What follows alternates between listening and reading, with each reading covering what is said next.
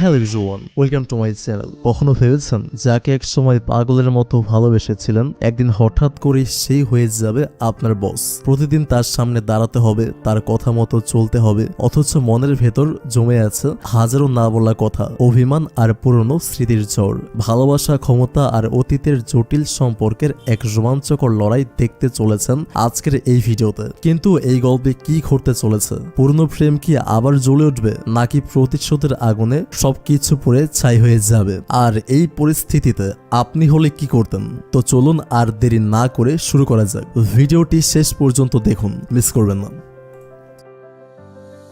গল্পের শুরুতেই আমরা আমাদের প্রধান দুই চরিত্রকে একসঙ্গে দেখতে পাই। এই হলো আমাদের গল্পের নায়িকা তং, বয়স মাত্র 18, আর ওর সামনে দাঁড়িয়ে আছে গল্পের নায়ক ইয়ংচেন, যার বয়স সেম। তাদের মধ্যে কিছু নিয়ে বেশ বড়সড় একটা ঝামেলা চলছে। পরিবেশটা থমথমে, তং এর চোখে অস্বস্তি আর ইয়ংচেং এর চোখে অভিমান।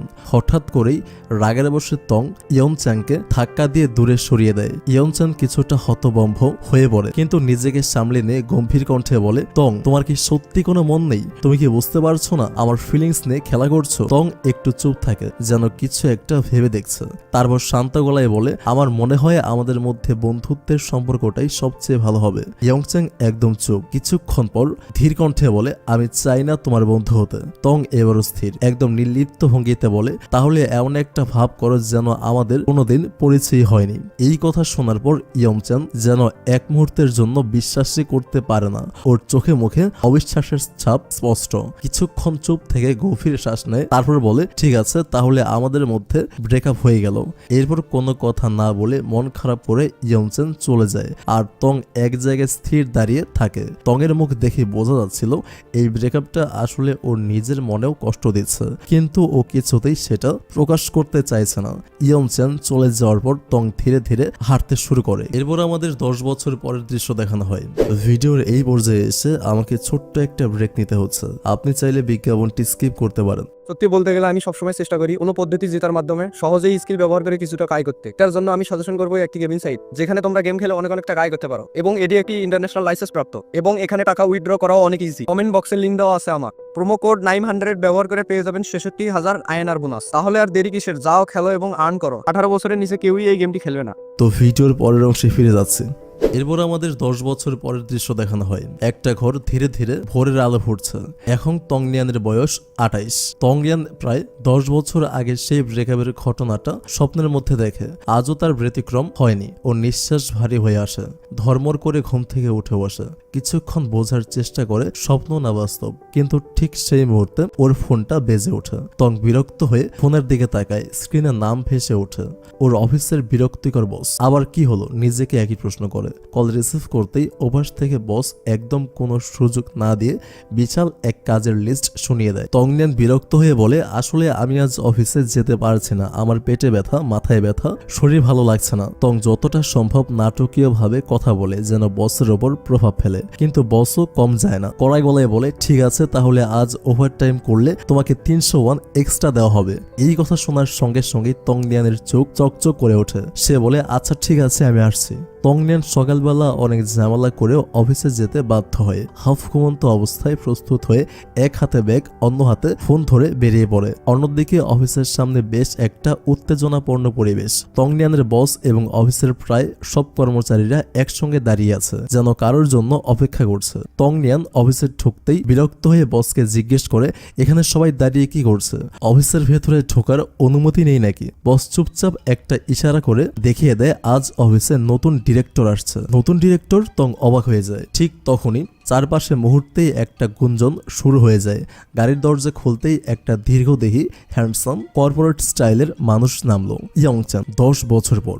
তং হতভম্ব হয়ে যায়। ওর মনে হচ্ছিল যেন সময়টা থমকে গেছে। ইয়ংচ্যাংকে এক ঝলক দেখে ও তাড়াতাড়ি নিজের মুখ হাত দিয়ে ঠেকে নেয়, যেন তাকে দেখে সে চিনতে না পারে। এরপর বড় ফ্রেমের একটা চশমা বের করে পরে নেয়, যেন সহজে সে ইয়ংচ্যাংয়ের চোখে না পড়ে। এরপর ইয়ংচ্যাং মাথা উঁচু করে আত্মবিশ্বাসের সঙ্গে অফিসের দিকে হাঁটতে থাকে। তং ভীষণ নার্ভাস হয়ে পড়ে। উফ, এখন যদি সে আমাকে চিনে ফেলে তাহলে তো 10 বছরের লুকিয়ে থাকার কোনো মানেই হয় না। অন্য কর্মচারীদের সঙ্গে তং ভেতরে ঢোকে, কিন্তু ওর পা যেন আটকে যাচ্ছিল। ওর ইচ্ছা করছিল কোনোভাবে পালিয়ে যেতে। ঠিক তখনই বস এসে সামনে দাঁড়ালো আর তংকে বলল, আজ তোমাকে একটা বিশেষ কাজ করতে হবে। তং বিরক্ত হয়ে বলল, বস, আমার মাথায় প্রচন্ড ব্যথা করছে, আজ আমি বাড়ি ফিরতে চাই। বস বাঁকা হাসে আর বলে, আজ যাওয়া যাবে না, কারণ ফ্যাংচিয়ান আসার কথা ছিল কিন্তু সে ডুব দিয়েছে। নতুন ডিরেক্টরের সঙ্গে যে ডিলটা ঠিক করতে পারত সেই নেই। এখন এই কাজটা তোমাকেই করতে হবে। তং চোখ বড় বড় করে ফেলে, মানে আমাকে ইয়ংচ্যানের সামনে যেতে হবে? অসম্ভব। কিন্তু বস তাকে বারবার বোঝাতে থাকে। শেষমেশ আর উপায় না দেখে তং রাজি হয়। ঠিক তখনই ইয়ংচ্যানের অ্যাসিস্ট্যান্ট যাও সেখানে আসে আর বলে, আপনারা কি তৈরি? নতুন ডিরেক্টর মিটিং রুমে অপেক্ষা করছে। বস ইশারা করে বলে, আমরা এক্ষুনি আসছি। তং তাড়াতাড়ি নিজের ব্যাগ আর আইডি কার্ড বসের হাতে দিয়ে দেয় এবং সেখান থেকে পালানোর চেষ্টা করে। ইয়ংচ্যান মিটিং রুমে একা বসে কাগজপত্র দেখছিল। তখন অফিসের এক মহিলা কর্মচারী এসে 1 কাপ কফি রেখে যায়। মেয়েটি ইচ্ছে করে ইয়ংচ্যানের সামনে মাথা নিচু করে নরম স্বরে বলে, স্যার, আপনি যদি আমার কোনো সাহায্য চান তাহলে বলবেন। ইয়ংচ্যান চোখ তুলে তাকায় একদম শীতল দৃষ্টিতে আর বলে, আমাকে বিরক্ত করো না, যাও। মেয়েটা হালকা লজ্জা পেয়ে সেখান থেকে চলে যায়। ঠিক তখনই অ্যাসিস্ট্যান্ট যাও তংকে নিয়ে মিটিং রুমে ঢোকে। যাও পরিচয় করিয়ে দিয়ে বলে, স্যার, আজকের ডিলটা আপনাকে উনি বুঝিয়ে বলবেন। ইয়ংচ্যান ধীরভাবে তাকায়। সে এক মুহূর্তের জন্য কিছু বলে না, শুধু তীক্ষ্ণ দৃষ্টিতে তংয়ের দিকে তাকিয়ে থাকে। তং কিছুতেই ওর চোখের দিকে তাকাতে পারছিল না। গলা শুকিয়ে আসছিল, হাত ঘেমে যাচ্ছিল। ইয়ংচ্যান স্বাভাবিক ভঙ্গিতে বলে, আমি আপনাকে কি নামে ডাকবো? তং চেষ্টা করে শান্ত গলায় কথা বলে। সে বলে, ফ্যাংচিয়ান। ইয়ংচ্যান হালকা হেসে বলে, এই কফিটা প্লিজ চেঞ্জ করে দিন। তং দ্রুত কফি বানিয়ে আনে। ইয়ংচ্যান এক চুমুক নিয়ে হঠাৎ বলে, তোমার হাতের এই কফিটা খেয়ে আমার স্কুল জীবনের একটা বন্ধুর কথা মনে পড়ে গেল। তং চমকে যায়। ও দ্রুত বলে, মিস্টার ইয়ংচ্যান, আমার মনে হয় আপনি আমাকে ফ্লার্ট করার চেষ্টা করছেন। তখন ইয়ংচ্যানের মুখের হাসি মুহূর্তেই গায়েব হয়ে যায়। তার দৃষ্টিতে কড়া শীতলতা নেমে আসে। সে বলে, আমাকে ডিলটা বোঝান। তং শুরু করে ডিল বোঝানো, কিন্তু কথা বলতে বলতেই ওর মনে পড়ে যায় স্কুল লাইফে যখন সে ইয়ংচ্যানকে দেখতো তখন হা করে তাকিয়ে থাকতো। ইয়ংচ্যান বিরক্ত হয়ে বলতো, এভাবে তাকিয়ে তুমি কি বুঝতে চাও? তং মাথা চুলকাতো, কিছু বলতে পারতো না। আর তখন ইয়ংচ্যান ওকে মজা করে একটা চড় দিত। বর্তমানেও তং সেই আগের মতোই এক গাদা কথা বলে, কিন্তু ডিলটা মোটেই বোঝাতে পারে না। ইয়ংচ্যান কপালে হাত দিয়ে বিরক্ত হয়। তারপর ধীরে ধীরে ফাইলটা তংয়ের হাত থেকে টেনে নেয়। সে বলে, আমার মনে হয় না একজন অ্যাসিস্ট্যান্টের এভাবে প্রেজেন্টেশন দেওয়া উচিত। এভাবে ডিল কেউ ফাইনাল করবে না। তং হতাশ হয়। ঠিক তখনই ইয়ংচ্যান সামনে এসে দাঁড়ায়। তং এত নার্ভাস হয়ে যায় যে প্রায় পড়ে যাচ্ছিল। ইয়ংচ্যান ওকে ধরে ফেলে। তং এর চশমাটা খুলে যায়। তখনই তং বলে, অনেক দিন পর দেখা হলো ইয়ংচ্যান। ইয়ংচ্যান হালকা হাসে। সে বলে, তোমাকে চিনতে সময় লাগেনি। তং তখনই বোঝে ইয়ংচ্যান শুরু থেকেই ওকে চিনে ফেলেছিল। কিন্তু পরের মুহূর্তেই ইয়ংচ্যান রাগী কণ্ঠে বলে, ছাড়ো আমাকে। কিন্তু তং ইয়ংচ্যানের কলার শক্ত করে ধরে। পরের মুহূর্তেই দুজনে একসঙ্গে মেঝেতে পড়ে যায়। 10 বছর পর আবারও তাদের মধ্যে এক অদ্ভুত হাস্যকর কিন্তু আবেগপূর্ণ মুহূর্ত ফিরে আসে। তং রাগ করে যখনই সেখান থেকে চলে যাচ্ছিল তখনই ইয়ংচ্যান বলে ওঠে, তুমি এত তাড়াতাড়ি হাল ছেড়ে দিচ্ছ? তং এক মুহূর্ত থেমে গিয়ে তাকায় ইয়ংচ্যানের দিকে। তারপর গম্ভীরভাবে বলে, তাহলে তুমি বলো এই ডিলটা কিভাবে ফাইনাল করা যায়? ইয়ংচ্যান এবার বোঝানোর চেষ্টা করে, কিন্তু সেই পুরনো স্কুল জীবনের মতোই তং যেন মনোযোগ দিচ্ছিল না।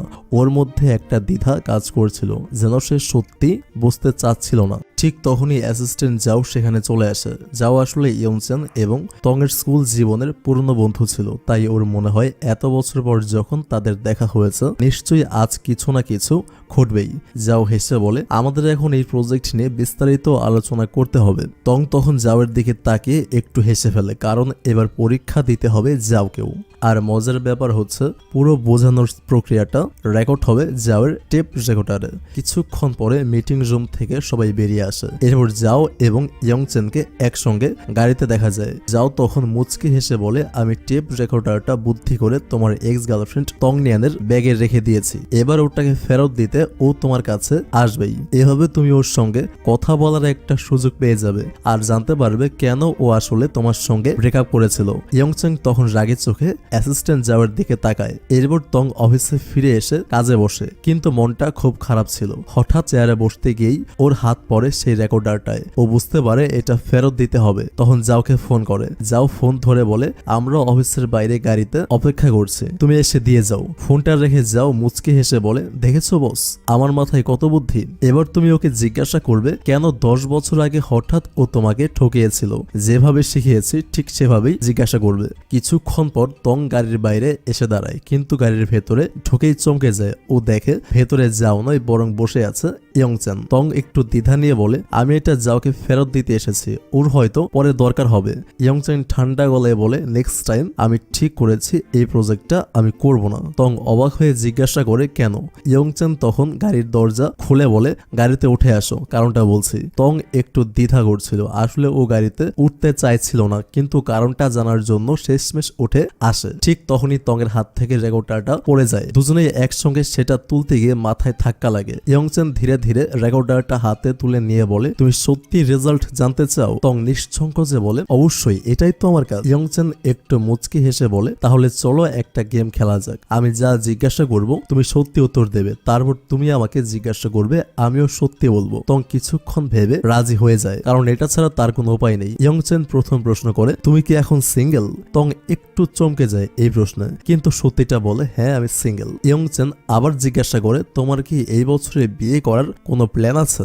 তং সরাসরি বলে, না। ইয়ংচ্যান এবার একটু গম্ভীর হয়ে বলে, তাহলে এবার বলো তুমি আমার সঙ্গে কেন ব্রেকআপ করেছিলে? তং তখন বলে, আমি তো সেই সময় তোমাকে এক্সপ্লেন করেছিলাম। ইয়ংচ্যান কড়া গলায় বলে, তুমি সেদিন মিথ্যা বলেছিলে, আমি আজ সত্যিটা শুনতে চাই। তং এক দীর্ঘশ্বাস ফেলে বলে, ইয়ংচ্যান এতগুলো বছর কেটে গেছে, কিন্তু তুমি এখনো আমার থেকে সেই একই উত্তরটা জানতে চাও? তুমি আসলে সেই সময় আমাকে টেকেন ফর গ্রান্টেড মনে করেছিলে, সবসময় তোমার পেছনে ছুটবো, তোমার পাশে থাকবো এটা ধরে নিয়েছিলে। যখন আমি সেই সব বন্ধ করে দিলাম তখন তুমি সেটা মেনে নিতে পারোনি। ইয়ংচ্যান চুপ করে থাকে, তারপর বলে, তুমি আবার মিথ্যা বলছো, তুমি খেলার রুল মানোনি। তং বিরক্ত হয়ে বলে, তুমি একটু বদলাওনি, আমি যেভাবেই উত্তর দেই তুমি কখনোই সন্তুষ্ট হবে না, তুমি অন্যের অনুভূতির দাম দিতে শিখোনি। পৃথিবীতে কিছু প্রশ্ন আছে যার সরাসরি কোনো উত্তর হয় না।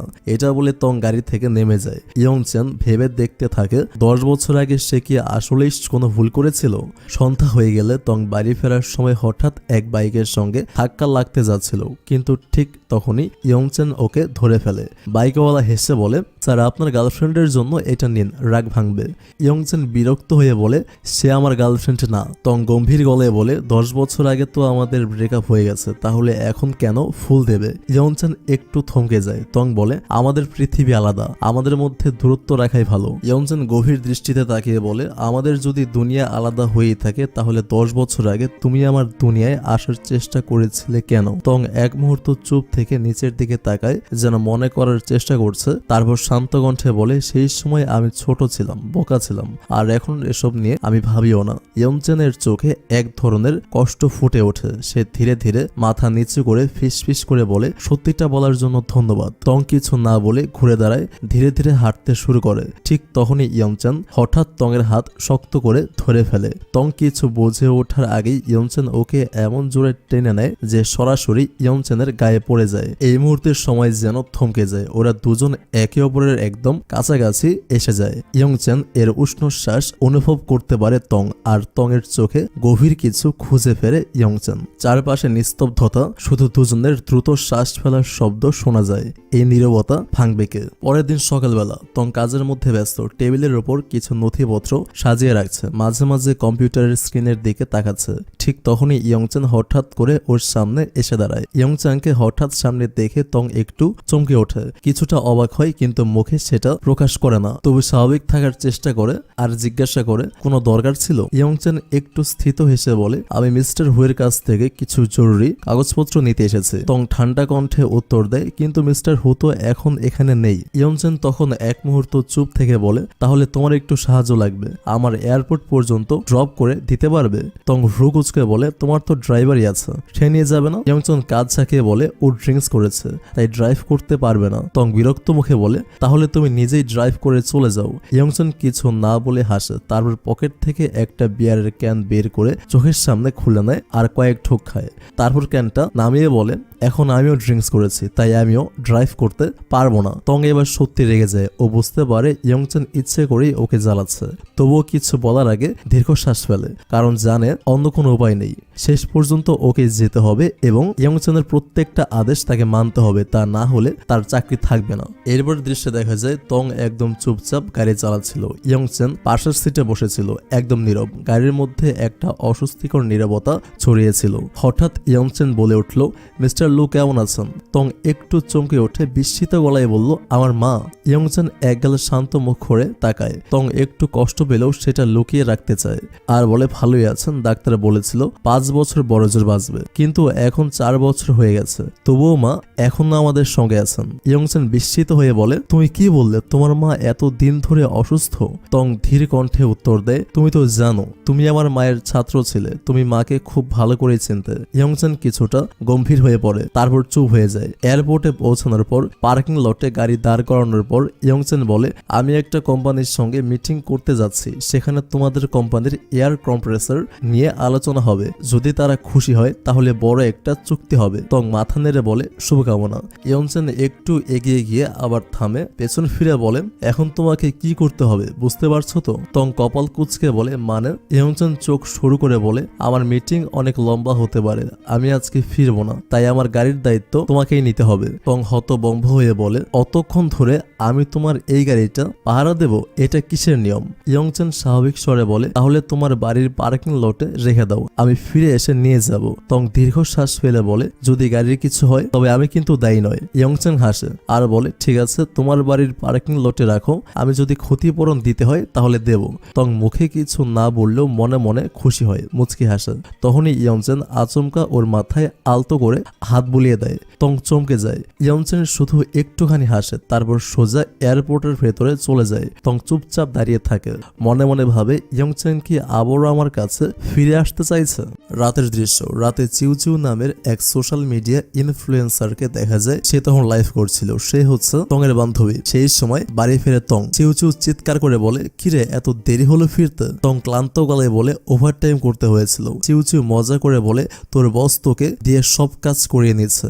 যাই হোক, তুই কি জানিস তোর চেহারায় কিছু একটা অন্যরকম লাগছে? তং একটু ইতস্তত করে, তারপর বলে, আসলে মনে হচ্ছে আমি প্রেমে পড়েছি। চিউচিউ বিস্ময়ে চোখ বড় বড় করে বলে, ওহ দাঁড়া দাঁড়া, আমি গেস করতে চাই, এটা কি তোর 10 বছর আগের এক্স বয়ফ্রেন্ড ইয়ংচেন? তং হতবাক হয়ে যায়, এক মুহূর্ত থেমে বলে, না না, ও না, অন্য কেউ। চিউচিউ সন্দেহভাজন দৃষ্টিতে তাকায়। তং দ্রুত প্রসঙ্গ বদলে বলে, আসলে আমার কোম্পানির নতুন ডিরেক্টর, সে তার গাড়িটা আমার দায়িত্বে রেখে গেছে। চিউচিউ হেসে বলে, ওহো, জানিস একটা ছেলে তার নিজের গাড়ির দায়িত্ব তখনই কাউকে দেয় যখন সে মেয়েটাকে বিশ্বাস করে এবং ভালোবাসে। তং চমকে যায়, তারপর মনে মনে খুশি হয়ে যায়। চিউচিউ মুচকি হেসে বলে, তুই হাসছিস কেন? তবে কি আমি ঠিক বলছি? তং কিছু বলে না, কিন্তু মুখে আনন্দের একটা ঝলক ফুটে ওঠে। পরদিন সকালবেলা চিউচিউ আবারও সোশ্যাল মিডিয়াতে লাইভ করছিল। তার পাশেই বসেছিল তং, সে ব্রেকফাস্ট করছিল। চিউচিউ হঠাৎ করেই তংকে জোর করে লাইভে টেনে নেয়, ক্যামেরার দিকে তাকিয়ে বলে, দেখো তোমাদের মধ্যে যারা ওভাল ফেসের, তোমরা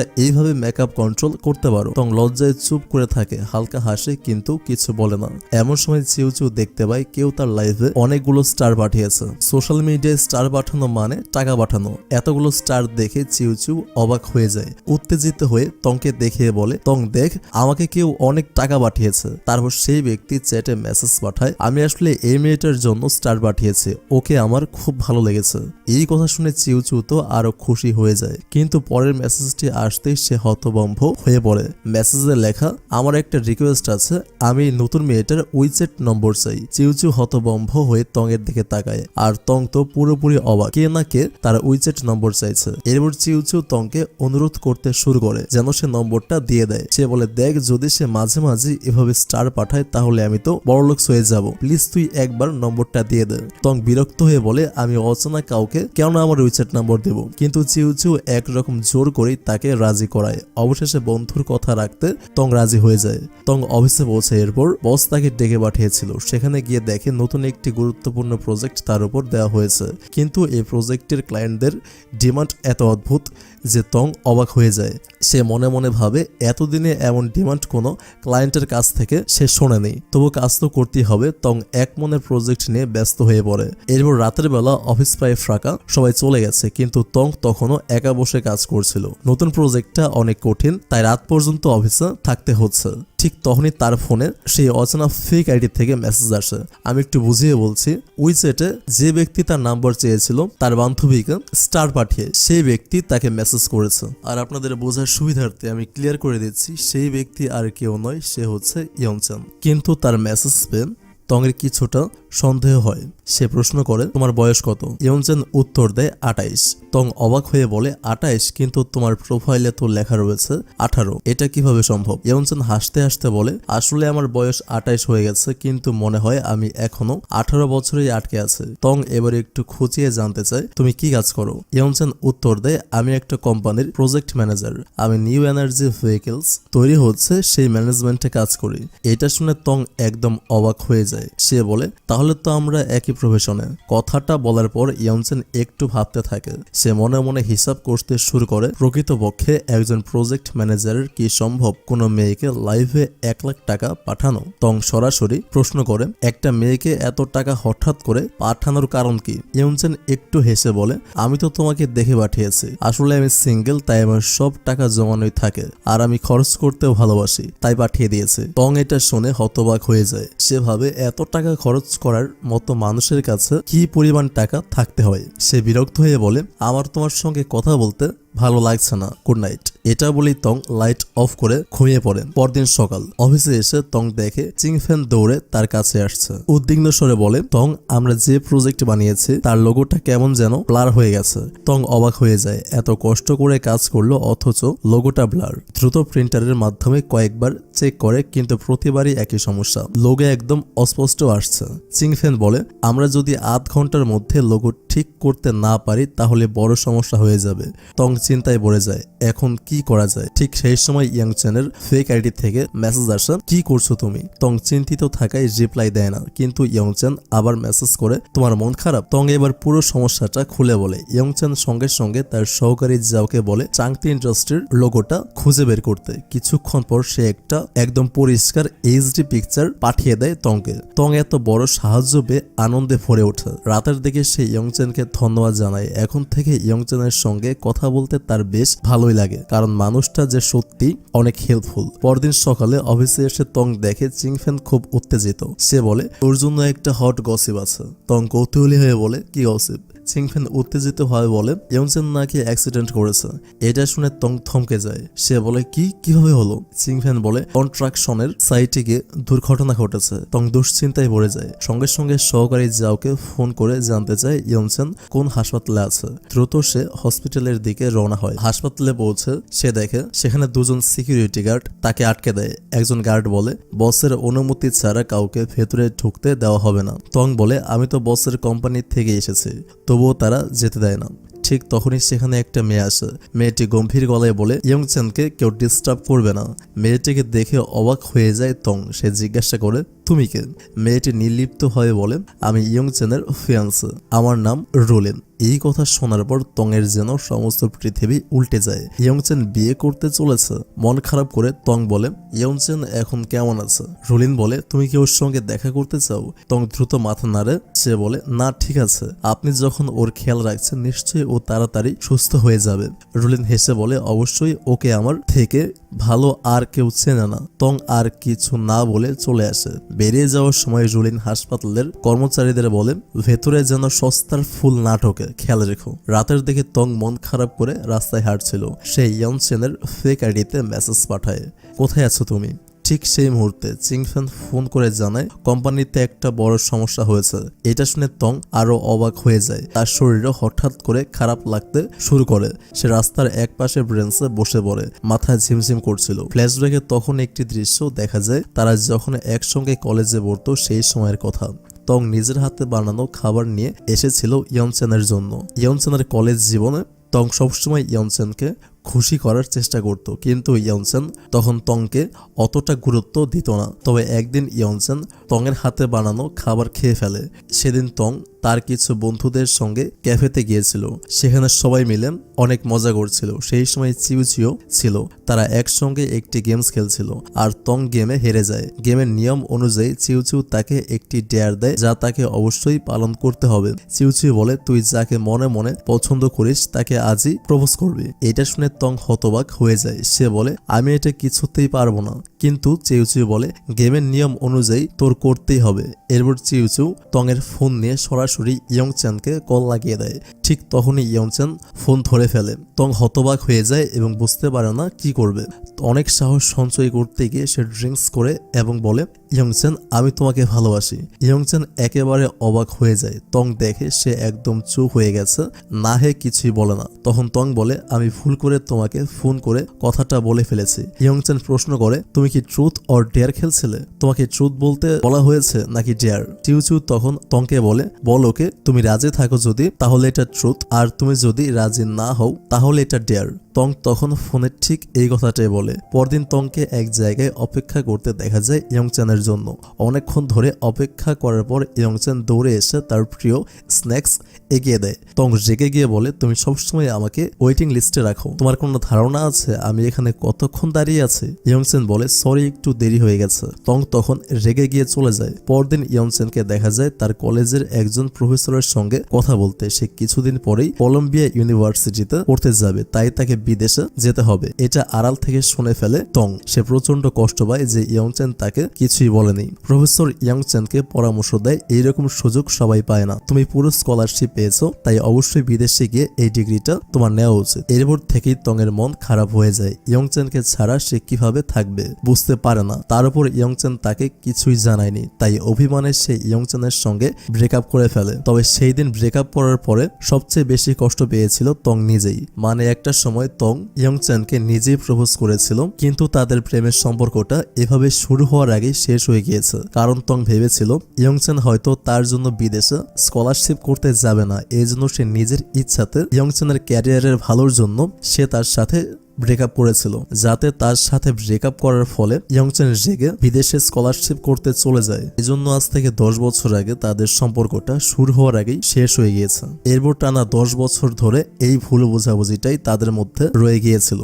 পরদিন সকালে তংনিয়ান ঘুম থেকে উঠে দেখে কেউ তার পাশে বসে আছে। যে দেখে চিউচিউ বলছে অবশেষে তুই উঠলি, তোর জন্য সারা রাত চিন্তায় পাগল ছিলাম। এত বড় মেয়ে হয়ে গেছিস, এখনো নিজের খেয়াল রাখতে পারিস না? জানিস তো উল্টাপাল্টা খেলে পেটে ব্যথা হয়। তং জিজ্ঞাসা করে কাল রাতে আমাকে বাড়ি পর্যন্ত কে পৌঁছে দিয়েছিল? চিউচিউ বলে তোর বস। কথাটা বলে সে চলে যায় গরম গরম কফি বানাতে। কিছুক্ষণ পর চিউচিউ ওর জন্য পেট ব্যথার ওষুধ নিয়ে আসে, কিন্তু তংয়ের একদমই ইচ্ছে হচ্ছিল না ওষুধ খেতে। তং বলে আমাকে আবার অফিসে যেতে হবে। চিউচিউ অবাক হয়ে বলে এই শরীর নিয়েও তুই অফিসে যাবি? তং জবাব দেয় যেতে হবে। এরপর তং অফিসে চলে যায় এবং ওর বসের কেবিনে ঢোকে। সে তখন ওর বসের জন্য কফি নিয়ে আসে, কারণ চিউচিউয়ের মুখ থেকে সে শুনেছে যে ওর বস কাল রাতে ওকে বাড়ি পৌঁছে দিয়েছে, কিন্তু আসল ব্যাপার হলো এটা সেই বস নয়, ইয়ংচ্যান ওকে পৌঁছে দিয়েছিল। এরপর তং নিজের কাজে মন দেয়। সেই সময় ইয়ংচ্যান মেসেজ করে অনেকক্ষণ কথা হয়নি সরি, কিন্তু তং তখন কোনো রিপ্লাই করে না। কিছুক্ষণ পর ইয়ংচ্যান আবার মেসেজ পাঠায় আমরা একটা পার্সোনাল প্রবলেমের জন্য তোমাকে রিপ্লাই করতে পারিনি, তাছাড়া আমার ফোনের সমস্ত ডেটা ডিলিট হয়ে গিয়েছিল, তাই খুব প্রবলেম হয়ে গিয়েছিল, সরি তুমি কি আমাকে ক্ষমা করতে পারবে? এই কথাগুলো পড়ে তং এর মনটা একটু ভালো হয়ে যায়। সে উত্তর দেয় ঠিক আছে, কোনো ব্যাপার না। এদিকে ইয়ংচ্যান তখন হসপিটালে বসে বসে তং এর সঙ্গে মেসেজে কথা বলছিল। ঠিক সেই সময় ওর ফিয়ান্সে রুলিন সেখানে চলে আসে। রুলিন এসে জিজ্ঞেস করে তুমি কি আবার তোমার ফোনে পাসওয়ার্ড দিয়েছো? ইয়ংচ্যান বলে আমার পছন্দ নয় যে কেউ আমার পার্সোনাল জিনিস না বলে ধরুক, এজন্য পাসওয়ার্ড দিয়েছে। রুলিন বিরক্ত হয়ে বলে তুমি কি বলতে চাইছো, আমি সেই লোক? ইয়ংচ্যান বলে কারো পারমিশন ছাড়া তার পার্সোনাল জিনিস ঘাটা উচিত নয়, সে যত কাছেরই হোক তাও এটা উচিত নয়। আর তাছাড়া তুমি আমার ফোনের হিস্ট্রি ডিলিট করেছো কেন? যদিও আমি সমস্ত ডেটা আবারও ব্যাক করতে পেরেছি, কিন্তু এটা আমার একদমই পছন্দ হয়নি। আমি আশা করব আমার পার্সোনাল পার্সোনাল জিনিসে তুমি আর কখনো হাত দেবে না। রুলিন রেগে বলে, তুমি এখনো তং এর কথাই ভাবো তাই না? ও তো শুধুমাত্র তোমার জন্য একটা কোম্পানির এমপ্লয়ি মাত্র, এটা ভুলে যেও না। ইয়ংচেন ঠান্ডা গলায় বলে, তং ঠিক কে সেটা আমি খুব ভালো করে জানি। এই কথা বলে সে সেখান থেকে চলে যায়। এদিকে কোম্পানিতে শোনা যায় যে একটা বড় প্রজেক্টের জন্য চাংটিয়ান কোম্পানি ডিলে রাজি হয়ে গেছে। তার মানে এখন ইয়ংচনের কোম্পানির সঙ্গে তংকে নিয়মিত কাজ করতে হবে। ওই সময় তং এর বস এসে জানায় যে চাংটিয়ান ইন্ডাস্ট্রি থেকে বেশ কিছু এমপ্লয়ি এসেছে, তাদের যেন রিসিভ করা হয়। কিছুক্ষণ পর দেখা যায় রুলিন তার কোম্পানির বেশ কিছু অফিসারদের নিয়ে চলে এসেছে এবং অফিসে তং এর সঙ্গে দেখা হয়ে যায়। রুলিন হেসে বলে, ওহ, তোমার সঙ্গে তো আমার হসপিটালে দেখা হয়েছিল, ভালো কথা, তোমার ফুল খুব পছন্দ করেছে ইয়ংচেন। তং শুধু একটু হাসে, কিছু বলে না। রুলিন আবার বলে, তোমার কানের দুল দুটো কি সুন্দর, আমার অনেক দিনের ইচ্ছে এরকম কানের দুল কেনার। তুমি একটা কাজ করো, তোমার দুলটা আমাকে দিয়ে দাও আর আমি আমার দুলটা তোমাকে দিয়ে দিচ্ছি। তং অবাক হয়ে যায় কারণ রুলিনের কানের দুল অনেক দামি। রুলিন হাসতে হাসতে বলে, ধরে নাও এটা তোমার জন্য একটা গিফট। তং শেষমেশ রাজি হয়ে যায়, নিজের কানের দুল খুলে রুলিনকে দিয়ে দেয়। এরপর রুলিন ইয়ংচেনের গাড়ির চাবিটা চেয়ে নেয় আর তং নির্দ্বিধায় সেটা দিয়ে দেয়। বাস্তবের রুলিনের উদ্দেশ্য ছিল গাড়ির চাবিটা নেওয়া, আর সে কানের দুল বিনিময়ে নাটক করেছিল শুধুমাত্র এই কারণেই, মানে সে তংকে বোঝাতে চেয়েছিল যে তার মনটা অনেক বড়। তং তখন একা বসে থাকে, দূরের দিকে তাকিয়ে মন খারাপ করে। এই কোম্পানিতেই চিচি নামের একটি মেয়ে ছিল, সে সব সময় তংকে হিংসা করত। সে তংকে এসে বলে, কিছু কিছু মেয়ের অভ্যাস থাকে অন্যের থেকে দামি জিনিস ছেড়ে নেওয়া। এই কথা শুনে তং রাগান্বিত হয়ে বলে, সেটা তো আমার ব্যক্তিগত ব্যাপার, আর অফিস গ্রুপে তো আমি দেখি তুমি প্রতিদিন ইয়ংচেনকে good morning, good night, good afternoon পাঠাও, তাহলে কি আমি ধরে নেব তুমি ইয়ংচেনকে সিডিউস করার চেষ্টা করছো? চিচি রেগে গিয়ে বলে, তুমি কে আমাকে নির্দেশ দেওয়ার? আমি যা ইচ্ছা করবো। চিনি ফ্যান শান্ত গলায় বলে, ঝগড়া করে লাভ নেই চেচে, তুমি বরং তোমার নিজের কাজে মন দাও। কিন্তু চিচির মেজাজ আরো বিগড়ে যায়, রাগে ফুসতে ফুসতে আবার কাজে বসে পড়ে। ঠিক তখনই কোম্পানির বস এসে সবার সামনে দাঁড়ায়, গম্ভীর মুখে বলে, আমি একটা গুরুত্বপূর্ণ ঘোষণা করতে এসেছি। বস একটু থেমে নিয়ে বলেন, আমি এই কোম্পানিটা বন্ধ করার সিদ্ধান্ত নিয়েছি। আমি চেয়েছিলাম এখানে থেকে 5 বিলিয়ন ওয়ান উপার্জন করতে এবং সেটা আমি পেরেছি। তোমরা চাইলে অন্য কোম্পানিতে প্লেসমেন্ট পেতে পারবে, আমি সুপারিশ করব। বিশেষ করে যারা চাংটিয়ান ইন্ডাস্ট্রিজ মানে ইয়ংচেনের কোম্পানিতে যোগ দিতে চাও তাদের জন্য বিশেষ সুযোগ থাকবে। এরপর বস সবার হাতে রেজিগনেশন পেপার তুলে দেন, কারণ চাকরি ছাড়তেই হবে। এটা শুনে সবাই হতবাক। তং লিয়ান ভেতরে ভেতরে ভেঙে পড়ে। ইয়ংচেনের কোম্পানিতে যাওয়ার কোনো ইচ্ছাই তার নেই, কারণ এখন সে জানে ইয়ংচেনের ইতিমধ্যেই একজন ফিয়ান্সি আছে, রুলিন। ইয়ংচেন রুলিনকে বিয়ে করে সুখী সংসার করবে, তাহলে তার কি হবে? তাকে শুধুমাত্র তার নিজের এক্স বয়ফ্রেন্ডকে অন্য কারোর সঙ্গে দেখতে হবে, আর এটা সে সহ্য করতে পারবে না। তাই মন খারাপ করে তং লিয়ান একটা বারে গিয়ে একের পর এক ড্রিঙ্কস করতে থাকে। ঠিক তখনই বারে চিউ চিউ আসে, বন্ধুকে দেখে কাছে গিয়ে বলে, কি হয়েছে তোর, এমন ভাবে নিজেকে শেষ করছিস কেন? তং লিয়ান দীর্ঘ নিঃশ্বাস ফেলে বলে, আমি জানি না এখন কি করব, কোথায় যাব। চিউ চিউ হেসে বলে, ওরে পাগলি, তুই এখন ইয়ংচেনের কোম্পানিতে চলে যা, ওখানে নিজের মতো কাজ করতে পারবি, এত চিন্তা করিস না। তবে তং লিয়ান কিছুতেই বুঝতে পারছিল না সে আসলে কি করবে। এদিকে তারা দুজন একসঙ্গে অনেক ড্রিঙ্কস করতে থাকে। একসময় চিউ চিউ ওয়াশরুমে চলে যায়। ঠিক তখনই তং এর চোখের সামনে হাজির হয় ইয়ংচেন। তাকে দেখে তং হেসে বলে, আচ্ছা, আজও মনে হয় স্বপ্ন দেখছি। ইয়ংচেন হেসে বলে, আমি সত্যি এসেছি, স্বপ্ন নয়। তং হতভম্ব হয়ে ইয়ংচেনকে ছুঁয়ে দেখে, তুমি আসলে এখানে, এটা বলে চমকে ওঠে। তারপর ইয়ংচেনের কলার ধরতে গেলে ইয়ংচেন কিছু না বলে তাকে কোলে তুলে নেয়। ইয়ংচেন তং লিয়ানকে নিয়ে বারের বাইরে চলে আসে। বার থেকে বেরিয়ে এসে ইয়ংচেন বলে, তুমি কত গ্লাস ড্রিঙ্কস করেছো? তং লিয়ান জোর করে ইয়ংচেনের কোল থেকে নেমে যায় আর বলে, একটুও না, মানে 10 গ্লাসের বেশি না। ইয়ংচেন হাসে আর বলে, অসাধারণ, একটুও না, অথচ 10 গ্লাস ড্রিঙ্কস করেছো, বাহ। তং লিয়ান এক পা সামনে বাড়িয়ে বলে, আমি একদম সোজা হাঁটতে পারি, কিন্তু 2 কদম যেতে না যেতেই দুলতে শুরু করে। ইয়ংচেন মজা করে বলে, এই দৃশ্যটা যদি আমি ভিডিও করে রাখতে পারতাম। ঠিক তখনই একটি ফ্ল্যাশব্যাকে ফিরে যায় গল্প। সেই দিনটাতেও ইয়ংচেন তংকে বাড়ি নিয়ে যাচ্ছিল, তখনও সে ঠিক একইভাবে দুলতে দুলতে হাঁটছিল।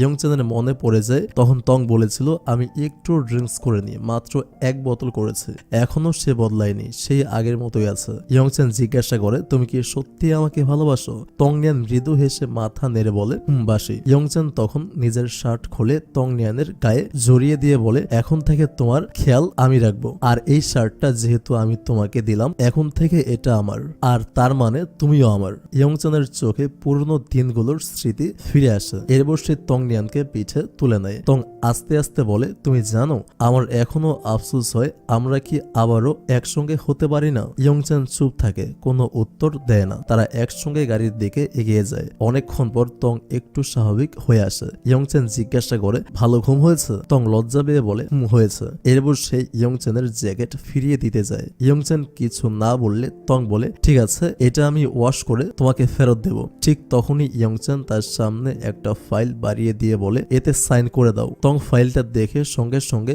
বন্ধ করে ফেলে আর বলে, আমি সই করব না। এই ফাইলটা ছিল ইয়ংচেনের কোম্পানিতে তংকে চাকরির অফার। তং রাজি না হওয়ায় ইয়ংচেন মুচকি হেসে বলে, তাহলে তোমার মাকে এই ছবিটা দেখাবো। তংনিয়ান তখন চিউচিউয়ের সঙ্গে বারে বসে ড্রিঙ্কস করছিল। তংনিয়ানের মা বারে যাওয়া একদমই পছন্দ করেন না। ইয়ংচেন এই ব্যাপারটাই কাজে লাগিয়ে তংনিয়ানকে ব্ল্যাকমেল করছিল। ইয়ংচেন তখনই তংনিয়ানের মাকে ছবিগুলো পাঠাতে যাচ্ছিল। তংনিয়ান বাধ্য হয়ে বলে, ঠিক আছে, আমি সাইন করছি। ইচ্ছে না থাকলেও তংনিয়ান পেপারে সাইন করে, তারপর বলে, এবার ফটোগুলো ডিলিট করো। ইয়ংচেন হেসে বলে, চিন্তা করো না, আমি তোমার মাকে কখনোই আপসেট করব না। তংনিয়ান বিরক্ত হয়ে বলে, তুমি আমার ব্যাপারে এত নাক গলাচ্ছ কেন?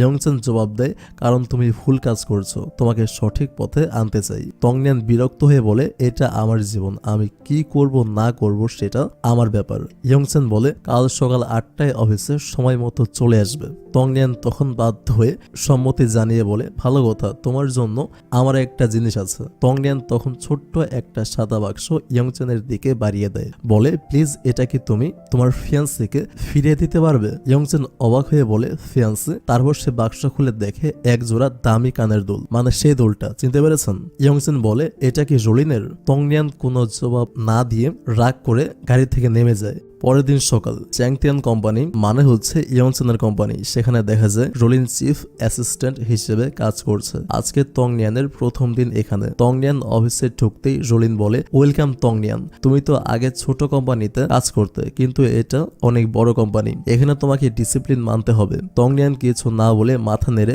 সম্মতি জানায়। ঠিক তখনই ইয়ংচেন এসে বলে, আমি তংনিয়ানকে সবকিছু শিখিয়ে দেব। ইয়ংচেন ঘোষণা দেয়, যারা যারা গত 1 বছরের মধ্যে বিয়ে করবে তাদের বিয়ের সমস্ত খরচ কোম্পানি বহন করবে। এটা কোম্পানির নতুন নিয়ম। একজন এমপ্লয়ি হেসে বলে, স্যার, তাহলে আপনার নামটাও কি এই লিস্টে দিয়ে দিব? ইয়ংচেন চমকে যায়, তোমাকে কে বলেছে যে আমি এই বছর বিয়ে করতে চলেছি? সেই এমপ্লয়ি চুপ করে থাকে। তখন রোলিন বলে, তুমি এত রেগে যাচ্ছ কেন? এটা তো সামান্য একটা ব্যাপার, এত মাথা গরম করার কিছু নেই। আসলে রোলিনই চারিদিকে জটিয়ে দিয়েছে যে সে ইয়ংচেনের ফিয়ান্সি, তাই সবাই ভাবে ওরা কাপল। ইয়ংচেন তখন রোলিনকে স্পষ্ট বলে, আমার ফিয়ান্সি যে কেউ হতে পারে, তবে তুমি নাও। এই কথা শুনে খুশি হয় তংনিয়ান। এতক্ষণ সে মন খারাপ করেই ছিল, ভেবেছিল ইয়ংচেনের বিয়ে ঠিক হয়ে গেছে। এরপর তংনিয়ান নতুন কিছু এমপ্লয়ির সঙ্গে পরিচিত হয়। সেলস ডিপার্টমেন্টের ডিরেক্টর চেনের সঙ্গে পরিচয় হয় তার। সাথে থাকে শাসা, যিনি সেলস ডিপার্টমেন্টের ম্যানেজার। সবার সঙ্গে পরিচিত হওয়ার পর তংনিয়ান বাসায় ফেরে। বাসায় এসে সে কোম্পানি থেকে পাওয়া একটি ম্যাগাজিন দেখতে পায়। এতে বড় বড় করে ইয়ংচেনের ছবি ছাপানো রয়েছে। তংনিয়ান অবাক হয়ে ছবিগুলো দেখতে থাকে। ঠিক তখনই ইয়ংচেন ফোন করে তংনিয়ানকে জানায়, আমি তোমার বাড়ির বাইরেই দাঁড়িয়ে আছি। তংনিয়ান জানলার বাইরে তাকিয়ে দেখে দূরে ইয়ংচেন দাঁড়িয়ে আছে। খুশি হয়ে হাত নেড়ে অভিবাদন জানাতে গিয়েই সে হঠাৎ খেয়াল করে তার হাতে সেই ম্যাগাজিনটাই ধরা রয়েছে, যার কভারে ইয়ংচেনের ছবি। মুহূর্তের মধ্যে সে ম্যাগাজিনটা লুকিয়ে ফেলে, যেন ইয়ংচেন বুঝতে না পারে সে ওর ছবিটার দিকেই এতক্ষণ মুগ্ধ হয়ে তাকিয়েছিল। ইয়ংচেন হাসতে হাসতে বলে, তুমি যে সেলস ডিপার্টমেন্টে কাজ শুরু করেছো, জানো তো এটা কত কঠিন একটা জব, তোমাকে খুব মন দিয়ে করতে হবে। তংনিয়ান মাথা নেড়ে বলে, ঠিক আছে, আমি মন দিয়েই করব। আর কোনো নিয়ম আছে? ইয়ংচেন চোখ টিপে বলে, আর কোনো নিয়ম নেই, তবে আমার একটা প্রশ্ন আছে। তংনিয়ান কৌতূহলী হয়ে বলে, কি প্রশ্ন?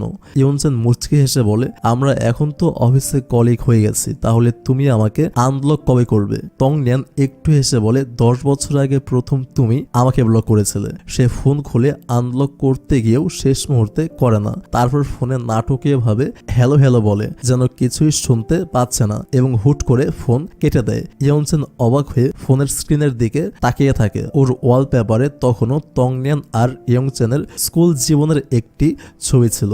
বোঝাই যায় গত 10 বছরে ইয়ংচেন এক মুহূর্তের জন্য তংনিয়ানকে ভুলতে পারেনি। পরদিন তংনিয়ান যখন অফিসে পৌঁছায় তখন ডিরেক্টর চেন সবার দায়িত্ব বন্টন করছিলেন। তংনিয়ান বুঝতে পারে এই অফিসে টিকে থাকাটা সহজ হবে না, বরং আগের অফিসের চেয়েও কঠিন। কাজ শুরুর কিছুক্ষণ পরেই ওর ফোনে একটা মেসেজ আসে ইয়াংচেন নামে সেই ফেক আইডি থেকে। সে বলে, তোমার নতুন জব কেমন চলছে? মেসেজটা পড়ে তংনিয়ান উত্তর দেয়, অনেক প্রতিযোগিতা, জানি না টিকে থাকতে পারবো কিনা। ইয়ংচেন জবাব দেয়, কেন ভয় পাচ্ছ? তংনিয়ান লিখে, পরে কথা বলছি, এখন অনেক কাজের চাপ। ঠিক তখনই ডিরেক্টর চেন এসে ওকে একটা বড় দায়িত্ব দেয়, আজকের গুরুত্বপূর্ণ মিটিং এর দায়িত্ব। এত বড় দায়িত্ব শুনে তংনিয়ান তো হতবাক। সে জানে ভালোভাবে বোঝাতে পারার দক্ষতা তার নেই। মিটিং শুরু হতেই ভীষণ নার্ভাস। তংনিয়ানের হাত থেকে সব ফাইল মেঝেতে পড়ে যায়। মাথার মধ্যে প্রচন্ড টেনশন। বস কিছুক্ষণ অপেক্ষা করে, কিন্তু তংনিয়ান সঠিকভাবে কিছুই বলতে পারে না। শেষে মিটিং না করেই বস উঠে চলে যায়। বের হওয়ার সময় ইয়ংচেনের সাথে দেখা হয়। ইয়ংচেন এক মুহূর্ত সময় নষ্ট না করেই বসকে সম্পূর্ণ প্রেজেন্টেশনটি বুঝিয়ে দেয়। তংনিয়ান দেখেও অবাক হয়। ইয়ংচেন ভালো করেই জানে যে তংনিয়ান কিছুতেই বোঝাতে পারবে না, তাই সেই সাহায্য করে দেয়। পরদিন অফিসে তংনিয়ান তার ডেস্কে একটা ডায়েরি খুঁজে পায়। অবাক হয়ে ভাবে, এটা এলো কোথা থেকে? ডায়েরির পাতাগুলো উল্টে দেখে সেলস ডিপার্টমেন্টের প্রয়োজনীয় সব তথ্য এতে সুন্দরভাবে লেখা আছে। একটু ভেবে সে বুঝতে পারে এটা ইয়ংচেনের দেওয়া। প্রতিদিন ইয়ংচেন চুপচাপ একটা নতুন ডায়েরি রেখে যায় আর তংনিয়ান ধীরে ধীরে সব শিখে ফেলে। তবুও সে নিশ্চিত হতে পারে না এই ডায়েরিগুলো কে রেখে যাচ্ছে। সময়ের সঙ্গে সঙ্গে সে আরো আত্মবিশ্বাসী হয়ে ওঠে এবং বসের সামনে নিজের নতুন প্রজেক্টের ধারণাগুলো সুন্দরভাবে উপস্থাপন করতে শেখে। একদিন ইয়ংচেন তংনিয়ানকে বলে, তোমার কি একটু সময় হবে, ঘুরতে যাবে? তারা দুজন একসঙ্গে বেরিয়ে পড়ে। ইয়ংচেন বলে, তুমি জানো অফিসের সেই ডায়েরিগুলো আমি পাঠাতাম। তংনিয়ান হেসে বলে, আমি জানি, তাই তোমাকে ধন্যবাদ জানাতেই ট্রিট দিচ্ছে। তুমি আমাকে অনেক সাহায্য করেছো। সেই মুহূর্তে চিউচিউ তার নতুন বয়ফ্রেন্ড বাই ইয়াং এর সাথে রাস্তা ধরে হাঁটছিল। তংনিয়ান তাদের দেখে অবাক। চিউচিউ কখনোই বলেনি তার বয়ফ্রেন্ড আছে। কিছুক্ষণ পর ওরা সবাই একসঙ্গে তংনিয়ানের বাড়িতে চলে আসে। তিনজন মিলে গল্প করতে করতে হঠাৎ বাই ইয়াং বলে, আমার তো খুব খিদে পেয়েছে, তং তুমি কিছু রান্না করে দাও। তংনিয়ান বিরক্ত হয়ে বলে, আমি কেন? তোমার গার্লফ্রেন্ডকে বলো রান্না করতে। বাই ইয়াং বলে, আমি তো তোমাদের গেস্ট, তোমার রান্না করা উচিত। ইয়ংচেনের ফোনে ব্যস্ত থাকায় কিছুই বলছে না, তাই তংনিয়ান বাধ্য হয়ে রান্না করতে চলে যায়। ডিনারের সবাই একসঙ্গে বসে, কিন্তু ইয়ংচেনের গোমরা মুখের কারণে কেউই স্বাভাবিক থাকতে পারছিল না। এরপর তারা সবাই মিলে কার্ড গেম খেলতে বসে। ইয়ংচেন সহজেই জিততে পারত, কিন্তু ইচ্ছে করে সে ভালো কার্ডগুলো ব্যবহারই করে না। ফলে চিউচিউ বারবার জিতে যায়। চিউচিউ মজা করে বলে, বাই ইয়াং তুমি যদি হেরে যাও তাহলে তংনিয়ানকে কিস করতে হবে। এই কথা শুনেই ইয়ংচেন ভেতরে ভেতরে জ্বলে যায়। বাই ইয়াং ও স্বস্তিতে নেই, তবে চ্যালেঞ্জের কারণে সে অভিনয় করে যেন তংনিয়ানকে কিস করছে। এতেই ইয়ংচেন প্রচন্ড জেলাসি ফিল করে এবং ড্রিঙ্কস করতে শুরু করে। বাকিরা মাতাল হয়ে যায় আর তংনিয়ান ইয়ংচেনকে দেখে উদ্বিগ্ন হয়ে বলে, তুমি ঠিক আছো? ইয়ংচেন একদম তংনিয়ানের কাছে চলে আসে। তংনিয়ান নার্ভাস হয়ে যায়, তাই সে একটু দূরে সরে যায়, কিন্তু ইয়ংচেন তার হাত ধরে বলে, আমাকে বাড়ি পৌঁছে দাও। তংনিয়ান ইয়ংচেনকে বাড়ি নিয়ে যায়। সেখানে গিয়ে ইয়ংচেন হঠাৎ বলে, আমি স্নান করতে যাচ্ছি। তংনিয়ান সোফায় বসে অপেক্ষা করতে থাকে। কিছুক্ষণ পর ইয়ংচেন ফিরে এসে তার খুব কাছে আসে। তংনিয়ান লজ্জায় সরে যায়, কিন্তু ইয়ংচেন বলে, তুমি এখনো আমার প্রিয় স্ন্যাক্স মনে রেখেছো? তংনিয়ান অবাক হয়ে বলে, তুমি এখনো মনে রেখেছো? ইয়ংচেন হেসে বলে, আমি তোমার সব কিছুই মনে রেখেছি। তং ইয়ংচেনের দিকে তাকিয়ে বলে, তোমাকে কিছু বিষয় ক্লিয়ার করতে হবে। এই কথা বলে তং কিছু একটা নিতে উঠে যায়। এরপর তং একসঙ্গে অনেকগুলো ড্রিঙ্কস নিয়ে আসে। আসলে সে চায় ইয়ংচেন যেন বেশি মাতাল হয়ে যায়। সে খুব সুন্দর করে একটি বিশেষ ড্রিঙ্কস বানিয়ে ইয়ংচেনের হাতে দেয়। ইয়ংচেন ড্রিঙ্কসটি দেখে বলে, এটা নিয়ে আমি কি করব? তং হাসতে হাসতে বলে, এটা আমি তোমার জন্য বানিয়েছি, খাও। ইয়ংচেন একটু সংশয়ে পড়ে যায়, তবে শেষ পর্যন্ত সে ঠক ঠক করে পুরোটা খেয়ে ফেলে। কিন্তু খাওয়ার পরই তার মনে হলো স্বাদটা খুবই বাজে। সঙ্গে সঙ্গে তার বমি ভাব আসতে লাগলো। সামান্য একটু খেয়েই এমন অনুভূতি হওয়ায় সে বুঝতে পারে কিছু একটা গড়বড় আছে। ইয়ংচেন সন্দেহের সুরে বলল, তুমি কি এটা ইচ্ছে করে খাইয়েছো যাতে আমি সবকিছু ভুলে যাই? তং মুচকি হেসে বলে, তুমি কিভাবে বুঝলে? যাই হোক, এসব বাদ দাও, আমাদের মধ্যে কেবল কলিগের সম্পর্ক, তার চেয়ে বেশি কিছু নয়। ইয়ংচেন সরাসরি জিজ্ঞেস করে, তং তুমি কি আমার আমার গার্লফ্রেন্ড হবে? তং একেবারে অবাক হয়ে গেল। পরদিন সকালবেলা তং অফিসে ছিল। সে চিউচিউকে ফোন করে জিজ্ঞাসা করে কাল রাতে আসলে কি হয়েছে। চিউচিউ হাসতে হাসতে বলে তুই কি কিছু করেছিস? তং বলল না আমি কিছু করিনি, শুধু ওকে এমন একটা ড্রিঙ্কস খাইয়েছি যেটা খেয়ে ওর শরীর খারাপ হয়ে গিয়েছিল। আর জানিস ও আমাকে প্রপোজ করেছে। চিউচিউ উত্তেজিত হয়ে বলল তুই কি হ্যাঁ বলেছিস? তং দ্বিধাগ্রস্ত ভাবে বলল আমি বলেছি আমি জানি না। এরপর তং একটি মিটিং এ বসেছিল। ইয়নচেন যখন বোঝাচ্ছিল তখন তং অবাক হয়ে তার দিকে তাকিয়েছিল, ঠিক যেমন স্কুল জীবনে সে তাকিয়ে থাকতো। সে বুঝতে পারে ইয়নচেনের প্রতি তার অনুভূতি বদলে যাচ্ছে। এই ভাবনায় এতটাই মগ্ন ছিল যে ফ্যাংচিন তাকে ধাক্কা মেরে বাস্তবে ফিরিয়ে আনলো। তং বুঝতেই পারল না এতক্ষণ মিটিং এ কি আলোচনা হয়েছে। মিটিং শেষ হওয়ার পর ইয়ংচেন বাইরে বেরিয়ে আসছিল। ঠিক সেই সময় দূর থেকে রুলিন তাকে ডাকলো। রুলিন বলল আজ রাতে তুমি কি ফ্রি আছো?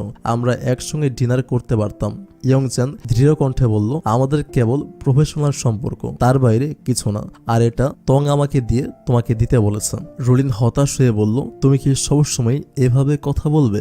ইয়ংচেন বলল যেটা আমি পছন্দ করি না সেটা কেন তুমি বারবার বলবে? এই কথা বলে সে চলে গেল। রুলিন রাগে তার হাতে থাকা কানের দুলের বাক্সটি ডাস্টবিনে ফেলে দিল। অফিসের করিডোরে হঠাৎ ইয়ংচেনের সঙ্গে তংয়ের ধাক্কা লাগে আর তংয়ের হাতে থাকা গরম কফি ইয়ংচেনের জুতোর উপর পড়ে যায়। তং ভয়ে জমে যায়, ভেবে নেয় এবার ইয়নচেন নিশ্চয়ই তাকে বকবে। কিন্তু আশ্চর্যের বিষয় ইয়নচেন কিছু না বলেই চলে গেল। এরপর অফিসে ইয়নচেন যখন প্রজেক্ট বোঝাচ্ছিল তং দূর থেকে তাকিয়েছিল, এতটাই মগ্ন হয়ে তাকিয়েছিল যে দেয়ালে মাথা ঠুকে ফেলে। সবাই হতবাক হয়ে তাকিয়েছিল, কিন্তু লজ্জা ঢাকতে তং অজ্ঞান হওয়ার অভিনয় করলো। ইয়ংচেন এগিয়ে এসে সবাইকে অবাক করে দিয়ে তংকে কোলে তুলে নিল। অফিসের সবাই হাসতে লাগলো। ইয়ংচেন তংকে সবাই বসিয়ে বলল এবার উঠে পড়ো, এখানে কেউ নেই। তং এত লজ্জা পেল যে বুঝতেই পারলো না কি বলবে। সে বলল আমি বুঝতে পারিনি, ভুল করে লেগে গেছে। রাত হলে তং আর ফ্যাংচিয়ান একসঙ্গে কাজ করছিল। ফ্যাংচিয়ান বলল আজ আমাদের আগের কোম্পানির বসের জন্য ফেয়ারওয়েল পার্টি রাখা হয়েছে। তারা একসঙ্গে পার্টিতে যায়। বস সবাইকে ধন্যবাদ জানায় কারণ তারা এতদিন তার সঙ্গে থেকেছে। ফ্যাংচিয়ান ও তং বসের সঙ্গে কিছুক্ষণ গল্প করে আর তং তার সঙ্গে একটি সেলফি তোলে। পার্টির শেষে ফ্যাংচিয়ান ও তং বাইরে বেরিয়ে আসে আর তখনই তারা দেখে ইয়ংচেন রাস্তায় দাঁড়িয়ে আছে। তং খুশি হয়ে বলল তুমি এখানে কি করছো? ইয়ংচেন বলল তোমাকে বাড়ি পৌঁছে দিতে এসেছি। তং শুনে একদম উচ্ছ্বসিত হয়ে গেল। সে বলল বস হু চলে যাবে এটা ভাবলেই মন খারাপ লাগছে। ইয়ংচেন বলল জীবন কখনো কারোর জন্য থেমে থাকে না। তং একটু দুশ্চিন্তায় বলল তাহলে তুমি কি একদিন সবকিছু ছেড়ে বিদেশে চলে যাবে? ইয়ংচেন বলল এটা আমি এখন বলতে পারছি না, হতে পারে আবার নাও হতে পারে। এই কথা শুনে তং কিছুটা আশ্বস্ত হলো। এরপর তারা একসঙ্গে বাড়ির দিকে রওনা হলো। পরের দিন সকাল। তংয়ের মুড আজ দারুণ ফুরফুরে। ওর মনে হচ্ছে সবকিছুই এখন সুন্দর, কারণ এখন ওর জীবনে এমন একজন আছে যে ওকে ভালোবাসে। তাছাড়া ওর বস ওকে একটি মেডেল দিয়েছে যা ওর আনন্দকে আরো দ্বিগুণ করে তুলেছে। তং অফিসে আসে। প্রতিদিনের মতো ব্রেকফাস্ট করছিল। ঠিক সেই সময় ও দূর থেকে শুনতে পায় কেউ একজন কথা বলছে। ও তাকিয়ে দেখে সেই চেচি নামের মেয়েটা যার সঙ্গে আগের অফিসে ওর ঝামেলা হয়েছিল। অফিসেরই আরেকজনের সঙ্গে প্রেম করছে। ওদের লুকিয়ে কিছু ছবি সে তুলে রাখে। এরপর অফিসের দিকে যাওয়ার সময় তংয়ের দেখা হয়ে যায় এক ব্যক্তির সঙ্গে যার নাম জেনুভি। তং অবাক হয়ে দেখে এই লোকটাই হচ্ছে সেই ব্যক্তি যার সঙ্গে চিচি প্রেম করছে। কিন্তু জেনভির আচরণ তংয়ের পছন্দ হয় না। লোকটি তংয়ের সঙ্গে ফ্লার্ট করতে শুরু করে। তং বুঝতে পারে জেনভি খুব একটা ভালো লোক নয়। ঠিক তখনই ইয়ংচেন চলে আসে। সে তংকে কোনো এক কাজের বাহানায় সরিয়ে নেয়। ইয়ংচেনের চোখে মুখে স্পষ্ট উদ্বেগের ছাপ। সে বুঝতে পেরেছে এই জেনভির নামের লোকটা মোটেও ভালো নয় এবং তংয়ের প্রতি ওর কুনজর পড়েছে। কিছুক্ষণ পর ম্যানেজার সাশা তংকে ডাকে এবং বলে জেনভির কাছ থেকে দূরে থাকো। তং অবাক হয়ে কারণ জানতে চায়, কিন্তু সাশা কিছু বলে না। তং মনে মনে ঠিক করে ও জেনভির থেকে দূরে থাকবে। তবে কিছুক্ষণ পর জেনভি নিজেই তংকে অফিসে ডেকে পাঠায়। ওর আন্ডারে থাকা কিছু প্রজেক্ট সে ক্যান্সেল করেছে আর আরো কিছু প্রজেক্ট ক্যান্সেল করার পরিকল্পনা আছে। এই কাজের দায়িত্ব সে তংকে দেয়। তং অবাক হয়ে বলে আমি তো সেলস ডিপার্টমেন্টে আছি, অন্যান্য ডিপার্টমেন্টের কাজ জানি না। জেনভি জোর দিয়ে বলে তুমি এটা করতে বাধ্য। তং চিন্তায় পড়ে যায়। সে বুঝতে পারে জেনভি এমন কিছু করেছে যা উচিত নয়। তং সরাসরি সরাসরি বলে আপনি যেসব প্রজেক্ট ক্যান্সেল করেছেন তা ঠিক হয়নি। জেনভি তৎক্ষণাৎ রেগে যায়। সে বলে এটা আমার ব্যক্তিগত ব্যাপার, আর তাছাড়া আমি উচ্চ পদস্থ কর্মকর্তা, তুমি এত বড় কথা বলার সাহস কোথায় থেকে পেলে? এমন সময় সে তংয়ের দিকে এগিয়ে আসে, ওর হাত ধরতে চায়। তং সঙ্গে সঙ্গে সরে যায় এবং বুঝতে পারে সাশা ঠিকই বলেছিলেন, জেনভি সত্যি তাকে খারাপ নজরে দেখে। তং বলে আপনি যা খুশি তা করতে পারবেন না, এই বলে ও বেরিয়ে আসে এবং সোজা ডিরেক্টর চেনের কাছে যায় যদি উনি কিছু করতে পারেন। কিন্তু চেন স্পষ্ট জানিয়ে দেন তিনি জেনভির বিরুদ্ধে কিছু করতে পারবেন না। এরপর তং অফিসের আরো কয়েকজনের কাছে যায়, কিন্তু কেউই ওকে সাহায্য করতে চায় না। সবাই জেনভির ক্ষমতা দেখে ভয় পায়। এমন সময় ইয়ংচেনের সঙ্গে তংয়ের দেখা হয়। তং ইয়ংচেনকে সব বলে এবং সাহায্য চায়। ইয়ংচেন বলে তুমি কি সত্যি এসবের বিরুদ্ধে দাঁড়াতে চাও? তং বলে হ্যাঁ, আমি চাই না কোম্পানির ক্ষতি হোক। অ্যাসিস্ট্যান্ট যাও তখন বলে তংয়ের সাহস আছে, এটা মানতে হবে, কারণ এই ব্যাপারে কোম্পানির কেউই মাথা ঘামাচ্ছে না। অন্যদিকে জেনভি জানতে পারে তং ক্যান্সেল হওয়ার প্রজেক্টগুলো ফের চালু করার চেষ্টা করছে। সে মোটেই খুশি হয় না। সেদিন অফিস ছুটির পর তং যখন বেরোচ্ছিল তখন জেনভি ওকে ফোন করে নিজের কেবিনে ডাকে। তং বলে আজ তো অফিস ছুটি হয়ে গেছে, কাল দেখা করব। কিন্তু জেনভি জোর করে আর বলে ওকে এখনই আসতে হবে। উচ্চ পদস্থ কর্মকর্তা বলায় তংয়ের কিছু করার থাকে না। সে বাধ্য হয়ে জেনভির কেবিনে যায়। জেনভি প্রথমে তংকে বসতে বলে এবং উল্টাপাল্টা প্রশ্ন করতে থাকে যা তংয়ের ভালো লাগে না। এক পর্যায়ে তং ওর কম্পিউটারের কাছে কিছু তথ্য বের করার জন্য এগিয়ে যায়। সেই সময় জেনভি তংয়ের খুব কাছে চলে আসে, যা দেখে তং আতঙ্কিত হয়ে পড়ে। তং উঠে চলে যেতে চায়, কিন্তু জেনভি ওর হাত চেপে ধরে। তং বলে আমাকে ছেড়ে দিন, কিন্তু জেনভি ওকে ছাড়তে চায় না। সে তংয়ের মুখে হাত দিতে চায়, ঠিক তখনই দরজা খুলে যায় আর ইয়ংচেন প্রবল রাগ নিয়ে ঢুকে আসে। সে কোনো কথা না বলে জেনভিকে সজোরে খুশি মারে। জেনভি আকাশ থেকে পড়ার মতো চমকে যায়। ইয়ংচেন আরো মারতে যায়, কিন্তু তং ওকে আটকে দেয়। জেনভি বুঝে যায় সে ধরা পড়ে গেছে। ইয়ংচেন তংকে নিয়ে সেখান থেকে বেরিয়ে আসে। বাইরে এসে ইয়ংচেন জিজ্ঞেস করে ওই লোকটা ডাকলো আর তুমি কেন গেলে? তং বলে আমি যাওয়ার আগে তোমাকে মেসেজ করেছিলাম, তাই তুমি সময় মতো আসতে পেরেছো। ইয়ংচেন বলে আমি যদি দেরি করতাম তাহলে কি হতো? তং এক মুহূর্ত চুপ করে থেকে বলে আমি তোমাকে প্রমিস করছি তোমার অনুমতি ছাড়া আর কিছু করব না। ইয়ংচেন বলে ঠিক আছে চলো, আমি তোমাকে বাড়ি পৌঁছে দিচ্ছি। বাড়ি ফিরে তং ওয়াশরুমে যায় ও নিজের গা হাত পা ভালো করে পরিষ্কার করতে থাকে। মনে হতে থাকে জেনভি ওকে ছুঁয়েছে, ওর শরীর যেন অপবিত্র হয়ে গেছে। ও বেশ কিছুক্ষণ গা ঘষে ধোয়ার পর ওয়াশরুম থেকে বের হয়। ও তখনই চিউচুয়ের সঙ্গে দেখা করে। মন খারাপ করে বলে এই পৃথিবীতে কিছু মানুষ সত্যিই খুব খারাপ। অন্যদিকে ইয়ংচেন তখনও অফিসে বসে কাজ করছিল। এত রাত হলেও সে এখনো তংয়ের চিন্তায় আছে। সে মেসেজ করে জিজ্ঞেস করে তুমি ঠিক আছো? তং তখন কান্না করছিল। জীবনে কখনো এমন পরিস্থিতির সম্মুখীন হয়নি সে, তাই কিছুতেই মানতে পারছে না। পরদিন অফিসের মিটিং এ সবাইকে জানানো হয় এই কোম্পানি থেকে জেনভিকে বরখাস্ত করা হয়েছে, কারণ সে অফিসের একজন এমপ্লয়ির সঙ্গে অসভ্যতামি করেছে। এরপর সাশা তংকে টেনে নিয়ে যায় একটু নির্জন জায়গায়। সাশার রাগে স্বরে বলে আমি তো তোমাকে আগেই বলেছিলাম জেনভির থেকে দূরে থাকতে।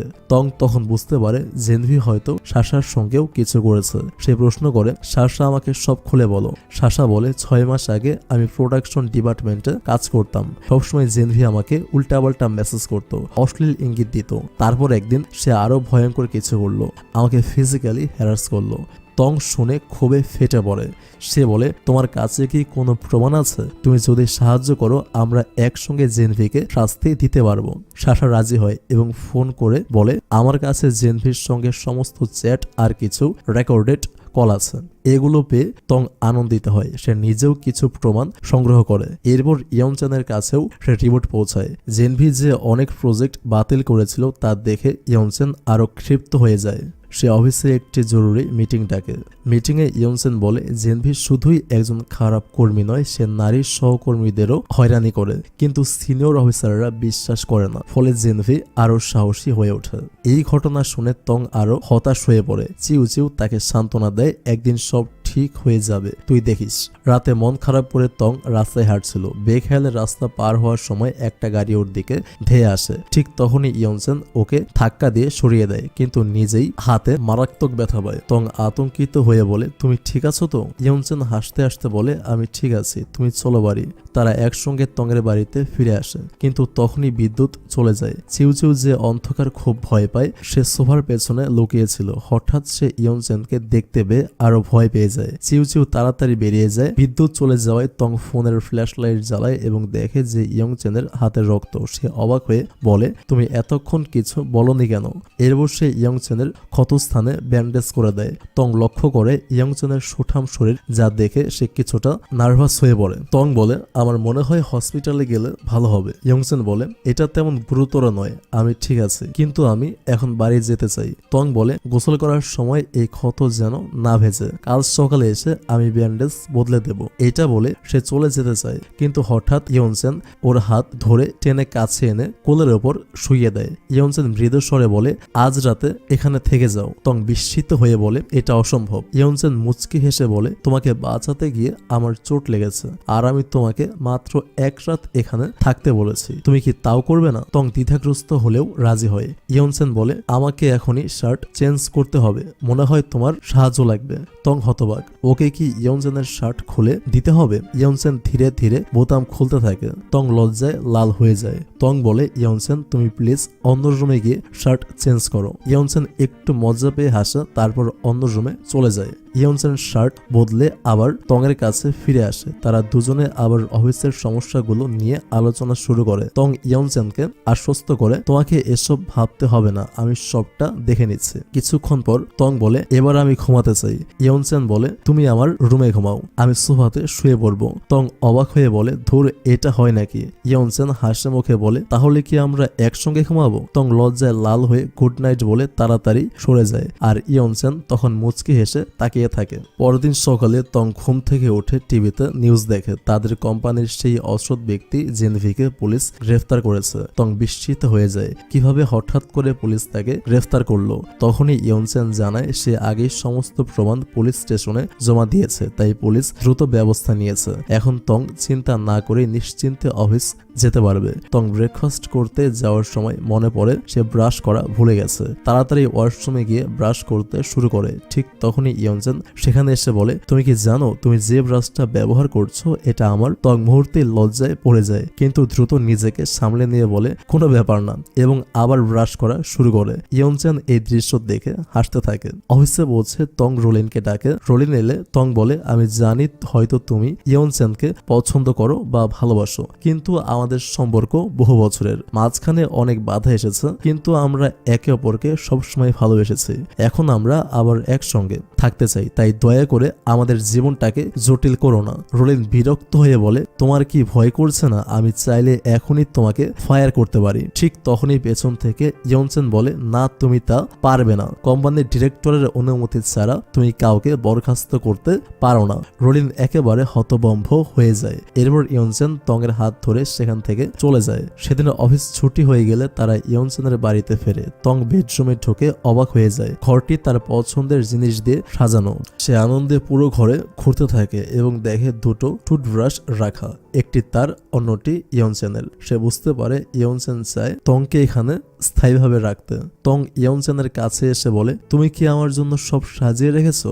ইয়ংচেন মুচকি হেসে বলে, না, আমার ভবিষ্যৎ স্ত্রীর জন্য। তং মজা করে বলে, ওহ, আমি তো ভাবলাম আমার জন্য। ইয়ংচেন হেসে রান্নাঘরের দিকে চলে যায়। সে বেশ কিছু রান্না করে। রাত হলে দুজনে একসঙ্গে খেতে বসে। খাওয়ার সময় তং হঠাৎ করে বলে, তুমি কি জানো এতদিন তুমি আমাকে ফেক আইডি থেকে মেসেজ করতে? ইয়ংচেন হতভম্ব হয়ে যায়। তং কিভাবে ধরে ফেললো? সে কোনো কথা না বলে দ্রুত খাওয়া শুরু করে। তং ইয়ংচেনকে ধরে তার ফোন চেক করে দেখায়, আমি সব প্রমাণ পেয়ে গেছি। ইয়ংচেন অবাক হয়ে বলে, তুমি তো আমার আসল আইডিটা ব্লক করে রেখেছিলে, তাই? তং মুচকি হেসে ইয়ংচেনের কানে কানে কিছু বলে। ইয়ংচেন লজ্জায় বলে, কখনোই না। তং বলে, তাহলে আমি এক্ষুনি চলে যাচ্ছি। ইয়ংচেন দ্রুত তার হাত ধরে ফেলে আর বলে, ঠিক আছে, যা বলবে করব। এরপর দেখা যায় ইয়ংচেন খুব সুন্দর করে সেজেছে। তং চেয়েছিল ইয়ংচেন এই রূপে থাকুক। সেই রাতে তারা একসঙ্গে ঘুমায়। সকালে তং ঘুম থেকে উঠে দেখে ইয়ংচেন কাজে ব্যস্ত। তং মুচকি হেসে তাকে দেখে আর গত রাতের কথা মনে করে ব্লাশ করে। তার কাছে গিয়ে বলে, তুমি এত সকালে কি করছো? ইয়ংচেন বলে, আমি বিয়ের ভেন্যু ঠিক করছি। অফিসের নিয়ম অনুযায়ী 6 মাসের মধ্যে বিয়ে করলে সব খরচ অফিস বহন করবে, তাই ভাবছি তাড়াতাড়ি বিয়েটা সেরে ফেলি। তং অবাক হয়ে বলে, তুমি তো কোম্পানির ডিরেক্টর, এটা কি ঠিক? এরপর তং ইয়নসেনের পুরনো কিছু টি শার্ট পরে, যা তাদের স্কুল জীবনের স্মৃতি মনে করিয়ে দেয়। যদিও এখন সেই জামাগুলো ইয়নসেনের গায়ে ছোট হয়ে গেছে। তারা একসঙ্গে হাঁটতে থাকে এবং তং বলে, তুমি কখনো জানতে চাওনি আমি সেদিন ব্রেকআপ করলাম কেন? ইয়নসেন বলে, আমি জানি, নিশ্চয়ই কোনো কারণ ছিল, তুমি কষ্ট পেয়েছিলে তাই ব্রেকআপ করেছিলে। তং হাসে আর বলে, 10 বছরে তুমি একটুও বদলাওনি। আমি শুনেছিলাম তুমি কলেজের প্রফেসরের সাথে বিদেশে যাওয়ার পরিকল্পনা করেছিলে, সেটা আমি মানতে পারিনি, তাই তোমার থেকে দূরে চলে গিয়েছিলাম। ইয়নসেন অবাক হয়ে বলে, তুমি সত্যি ভেবেছিলে আমি তোমাকে ছেড়ে বিদেশে চলে যেতাম? তং মাথা নিচু করে বলে, হ্যাঁ। পরে জানলাম তুমি বিদেশে যাওনি, কিন্তু তখন লজ্জায় তোমার সামনে আসতে পারেনি। ভাবলাম তুমি নিশ্চয়ই আমার কাছে আসবে, কিন্তু তুমি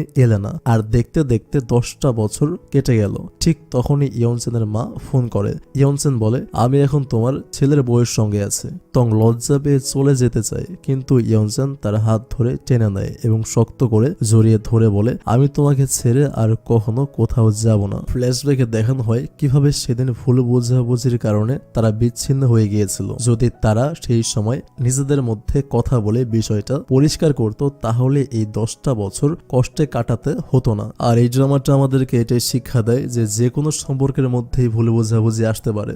আর আপনারা যদি আপনাদের সম্পর্কের ভুল বোঝাবুঝিটা কথা বলে ঠিক করে নেন, তাহলে আপনাদের সম্পর্কটা টিকে থাকবে। আর যদি আপনারা কথা না বলে অভিমান করে একে অপরের সাথে ভাব দেখে ব্রেকআপ করেন, তাহলে লসটা আপনাদেরই হবে। হয়তো একটু কথা বললেই সমস্যাটা ঠিক হয়ে যেত, হয়তো অনেক বছর পরে গিয়ে আপনারা আফসোস করতে পারেন, যদি সেদিন একটু কথা বলতাম তাহলে হয়তো আজকে সেই প্রিয় মানুষটি আমার পাশে থাকতো।